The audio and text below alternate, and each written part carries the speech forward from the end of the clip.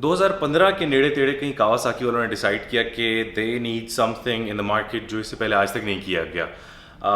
हम सबके सामने उसका result the notorious, the famous, the extreme, the Kawasaki H2 and the Kawasaki H2R।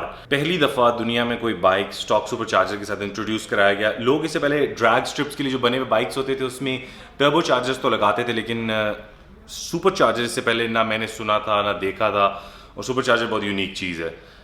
Engine के क्रैंक के साथ डायरेक्टली उसका रोटर लगा हुआ होता है जो फैन बाहर से हवा लेके और इंजन को फीड करता है ताकि इंजन ज़्यादा कंबशन करे और उसकी मदद से इंजन ज़्यादा आउट परफॉर्म करे दूसरे अपने कंपैरेटिव बाइक्स को। तो 2015 से टिल डेट कावासाकी अपना वो आइकॉनिक मास्टरपीस रिलीज करती आ रही है। हर साल थोड़ा शायद कलर स्कीम चेंज कर देते हैं, कुछ एडिशंस, कुछ सब्ट्रैक्शंस, लेकिन जनरल आइडिया सेम है। सुपरचार्ज बाइक जो एक्सट्रीम पावर्स तक जा सके, और ये काम अभी तक कोई इतनी परफेक्शन के साथ नहीं कर सका, क्योंकि एक नॉर्मल बाइक के अंदर टर्बो चार्जर लगाने का ये मतलब है कि आप उसके इंजन को जितनी कंबशन करने के वो काबिल है उससे ज़्यादा कंबशन करने पे मजबूर कर रहे हैं, which is not a good idea, which is never a good idea. अगर आप एक बंद चेंबर के अंदर जहाँ पे ब्लास्टिंग होनी है वहाँ उसकी ज़रूरत से ज़्यादा, उसकी कैपेबिलिटी से ज़्यादा, उसकी वॉल्स की थिकनेस को मद्देनज़र ना रखते हुए कंबशन करने की कोशिश करेंगे तो obviously there is a chance of failure, there is a chance of extreme damages और flaws, something like that. Turbo chargers का और सुपर चार्जर्स का कॉन्सेप्ट सबको पता है कि आप इंजन को मजीद एयर दोगे, वो मजीद फ्यूल को बर्न करेगा, ज़्यादा परफॉर्मेंस देगा। ऑब्वियसली रेसिंग में, ट्रैक परफॉर्मेंस में, ड्रैग्स में ये चीज़ें बहुत ज़्यादा एडवांटेज देती हैं अगर दूसरे बाइक में ऐसे फीचर्स इंस्टॉल्ड नहीं है। फिर इनके अंदर मोर एंड मोर एडिशंस आती जाती हैं। कंपनीज यूजुअली ये चीज़ें स्टॉक बाइक्स के अंदर नहीं देती। गाड़ियों में बहुत ज़्यादा टर्बो का कॉन्सेप्ट आता है, बाइक्स के अंदर नहीं आता। गाड़ियों में सुपर चार्जर्स, टर्बो चार्जर्स, हर चीज़ आती है, बड़े स्ट्रॉन्ग इंजन्स बनाए जाते हैं, उनके वेट से इतना मसला नहीं होता। बाइक्स में ये चीज़ बहुत अनकॉमन थी जो कावासाकी ने करके दिखाई। अब जब H2 और H2R की गेम स्टार्ट हो गई तो कावासाकी को कुछ सालों बाद लगा कि now they need to make some changes ताकि मजीद मार्केट अट्रैक्ट की जाए, डिफरेंट तरह के बाइकर्स को अट्रैक्ट किया जाए। और there was nothing better to do than remodelling the bike using the same concept. अब हर तरह के बाइक्स के इंजन्स डिफरेंट होते हैं। टूरिंग बाइक्स के इंजन्स डिफरेंट बनाए जाते हैं, क्रूजर्स के इंजन्स डिफरेंट बनाए जाते हैं, डर्ट बाइक्स के इंजन्स डिफरेंट बनाए जाते हैं, स्पोर्ट्स बाइक्स के, स्पोर्ट्स टूरिंग बाइक्स के। Every bike has its own specifications जो उस जॉनरा के लिए आइडियल होती है और उसके बगैर को मज़ा नहीं है असल में, और उसके बगैर आप प्रॉपर्ली इंजॉय नहीं कर सकोगे उस कॉन्सेप्ट को, उस थीम को जो कंपनी आपको देना चाह रही है उस बाइक और उस इंजन के साथ। अब ये कावासाकी का जो आइकॉनिक फेस है ये हम सब जानते हैं। DRL के साथ एक हेडलाइट, उसके साथ एक एयर इनलेट और फिर एक फेयरिंग के पीस के साथ ये वाली साइड बंद हुई है। कावासाकी H2R में ये साइड भी ओपन होती है, उसका सुपर चार्जर बड़ा है, उसको ज़्यादा हवा चाहिए, बाकी सारा कॉन्सेप्ट सेम है। Now the difference that Kawasaki wanted to bring with their change was to attract different kinds of bikers. तो पहली टाइप के बाइकर्स जो उन्होंने अट्रैक्ट करने की कोशिश की that was touring bikers. Touring bikers दुनिया में बहुत ज़्यादा हैं और बाइक्स पे टूरिंग करने का एक मज़ा अलग ही है। या इस टाइप के बंदे से पूछो जिसने वाकई टूरिंग की हो बाइक के ऊपर और उसको आइडिया हो गया यार कितना फ्रीडम होता है और कितना रिलैक्सेशन और हर चीज़ में मज़ा आता है। But what Kawasaki did here was they built an engine around a touring, a sports touring, a road touring bike. That engine had a supercharger in it. Now, this supercharger isn't built to give you track performance. It's built to give you really, really good road performance, street performance.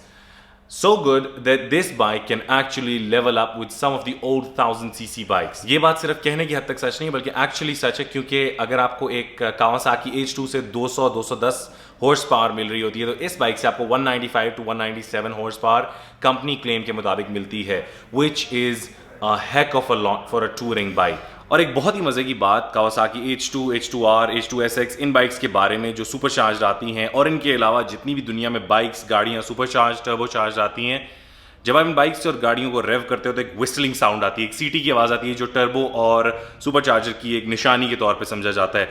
That sound is because of the propeller inside the turbo और inside the super charger. सबको पता है, लेकिन उसमें से आवाज़ आती क्यों है? इसके पीछे एक साइंस है। जब कभी फाइटर जेट साउंड बैरियर को तोड़ते हुए आसमान में गुजरते हैं तो वो एक सोनिक बूम प्रोड्यूस करते हैं। सोनिक बूम का कॉन्सेप्ट एक कॉम्प्लिकेटेड फिजिकल कॉन्सेप्ट है, साउंड वेव्स से रेलिवेंट, और वो समझाना किसी और दिन की गेम है, लेकिन आसान अल्फाज में बताना चाह रहा हूं कि the propeller inside the super charger of this bike जब वो पीक करता है, जिस वक्त अपनी एक्सट्रीम स्पीड पे होता है, उसकी जो टिप्स होती हैं, प्रोपेलर टिप्स, फैन की tips, they literally break the sound barrier, इसलिए वो एक सोनिक बूम की आवाज प्रोड्यूस करती हैं और वो आइकॉनिक विसल साउंड होती है जो हम सब टर्बो और सुपर चार्जर की साउंड के तौर पे जानते हैं। अब ज़रा एक लुक अराउंड कराता हूँ और आपको बताता हूँ कि इसमें और एक नॉर्मल कावासाकी H2 में डिफरेंस क्या है। कावासाकी H2 का वही आइकॉनिक फेस है, लोगो लगा हुआ है कावासाकी का आगे। इसके बाद कावासाकी की अपनी ब्रेक्स हैं, ABS मेंशन हुआ हुआ है, डुअल डिस्क ब्रेक है, inline 4 1000 CC super charged engine है, निंजा H2 SX के विनाइल्स लगे हुए हैं, ये इस पे T-Rex के क्रैश स्लाइडर्स लगे हुए हैं। बाइक अभी स्टॉक एग्जॉस्ट और कैटालिटिक कन्वर्टर के साथ है, built by Kawasaki for perfectionist. Tail side थोड़ी सी कावासाकी H2 से डिफरेंट है क्योंकि कावासाकी H2 में पिलियन राइडर की जगह नहीं आती। ट्रेलिस फ्रेम के अंदर थोड़ा सा डिफरेंस है ताकि पिलियन राइडर के पाँव रखने की जगह हो, और इसी तरह पैनियर बॉक्सेस की जगह भी दी है, और इसके अलावा हैंडल बार्स को थोड़ा सा टूरिंग के लिए ऊंचा किया है। इंस्ट्रूमेंट क्लस्टर भी आइडेंटिकल है बिल्कुल। साउंड टेस्ट करते हैं छोटा सा एक।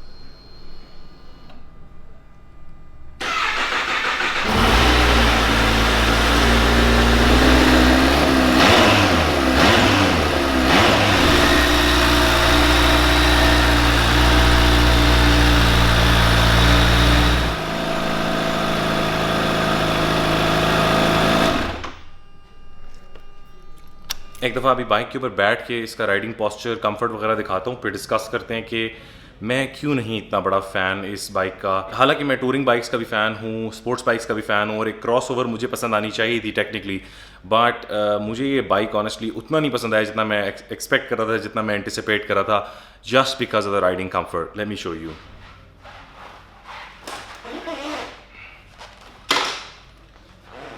अब जिस तरह मैं एक स्पोर्ट्स टूरिंग बाइक को एक्सपेक्ट कर रहा था कि वो मुझे बहुत ज़्यादा कंफर्ट देगी जस्ट लाइक अ टूरिंग बाइक, अनफॉर्चुनेटली ये बाइक वो काम नहीं कर रही। इस पे जब मैं राइड करने के लिए बैठता हूँ तो कंफर्टेबल सीट है, इसके अलावा तो मुझे कोई इशू नहीं है सिवाय इस हरकत के। जब मैं चलाने लगूंगा तो I would have to lean ahead a little bit. शायद मुझे हाइट का डिसएडवांटेज है यहाँ पर, मैं ज़रा आगे की तरफ झुक के चलाऊंगा, बाकी लोग शायद नॉर्मल बैठ के चलाएं, but this does put this bike a little behind the BMWs and the Benelli 502 and other bikes like that, क्योंकि tour comfort मांगता है। I can't really ride like this for 4-5 hours continuously. थोड़ी देर बाद back पे strain आना शुरू हो जाएगा। Even though this bike would shorten all my journeys by a significant time, लेकिन फिर भी comfort number one है। So, in conclusion of today's lecture, even though this bike is one of the marvels by Kawasaki and the Kawasaki racing team, I am not a huge fan of it.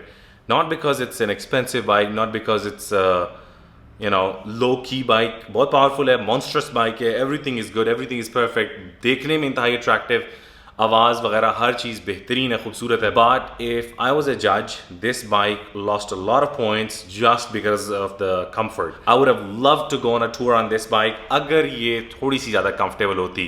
But all in all, big package, big money obviously. वो आज का agenda नहीं है unfortunately.